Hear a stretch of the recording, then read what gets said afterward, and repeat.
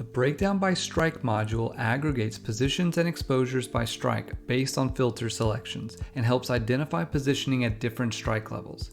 You can adjust the filters by clicking the filter button at the top and customizing each category, from participants versus customers or market makers, exposure type, changing between position number, gamma, vana, delta, and charm, or mode, net versus flow.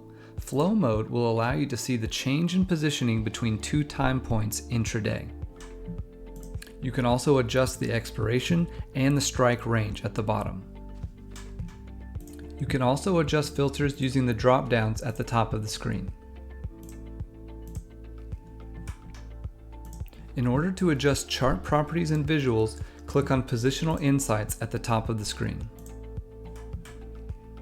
Then select the Settings button to change individual colors and axes formats.